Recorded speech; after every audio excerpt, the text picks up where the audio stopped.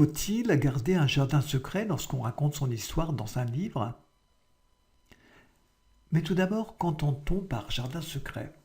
Un jardin secret peut mettre nos rêves à l'abri, ceux que l'on souhaite garder exclusivement pour nous. On peut souhaiter mettre ses rêves à l'abri pour différentes raisons. La peur du jugement d'autrui, la peur de ne pas être compris, le souhait de s'en remettre uniquement à soi-même ou encore un besoin de solitude intérieure. Cultiver un jardin secret, c'est nous octroyer la liberté de nous raconter nos propres histoires, même les plus folles. C'est se créer un espace où l'on peut construire des cathédrales en toute tranquillité sans l'obligation d'affronter le regard de l'autre. Un besoin de garder nos rêves intacts, car nous sommes les mieux placés pour nous comprendre, quelle que soit la bonne volonté et la bienveillance de ceux qui nous entourent. Un jardin secret, c'est un jardin dont nous parcourons les allées seuls avec nous-mêmes. Un jardin secret peut aussi contenir notre part d'ombre. On estime qu'elle ne regarde que nous. Chut, je ne vous en dirai pas plus. Un jardin secret peut enfermer un événement tragique, un événement que nous sommes pour différentes raisons dans l'impossibilité de dévoiler, car sans doute trop de souffrance et parfois de la honte.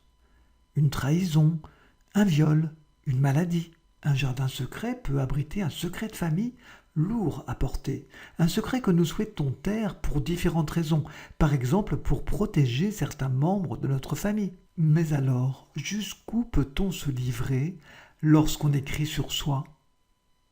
En fait, tout dépend de la destination de nos écrits. Si on n'écrit que pour nous à la façon d'un journal intime, pas de problème, des mots qui ne seront jamais lus que par nous. Alors oui, on peut se confier à nous-mêmes sans la moindre crainte. Et d'ailleurs, cela ne peut que nous faire du bien. Il n'y a pas de limite dans les confidences. On se parle à soi-même, on s'écrit à soi-même.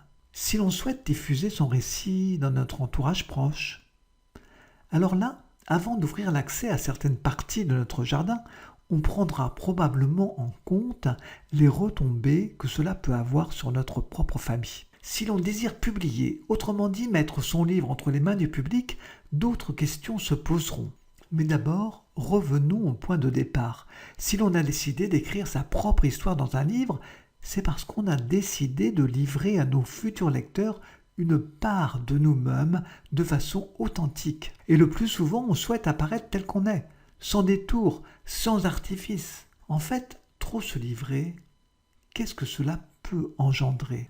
Lorsqu'on écrit sur soi, on est déjà très vulnérable. C'est une démarche courageuse qui peut entraîner de l'admiration, mais aussi des critiques. Et se protéger est important. La question qui se pose alors, jusqu'où peut-on aller dans les confidences? Il y a, selon moi, une question à se poser. Est-ce que livrer un peu de mon jardin secret est indispensable à mon récit? Qu'apportera-t-il à mon histoire? Est-ce que ces confidences éclaireront ce que je raconte sur ma vie? Est-ce que je pourrais mieux me faire comprendre? Faire visiter son jardin, c'est parfois une façon de mieux se faire comprendre. Mais pas toujours. Nous sommes les seuls à posséder les clés de nos rêves, de nos désirs. Alors, on peut ne pas être compris, ou pire, mal compris. Et dans ce cas, il est important de se préserver. Alors, jusqu'où se livrer? Et il n'y a malheureusement pas de réponse toute faite. C'est à chacun de nous de peser le pour et le contre. Eh bien, merci beaucoup en tout cas pour votre attention. Si vous n'êtes pas encore abonné, n'hésitez surtout pas. Et si vous souhaitez avoir le texte complet, eh bien, il est juste en bas de cette vidéo. À très bientôt.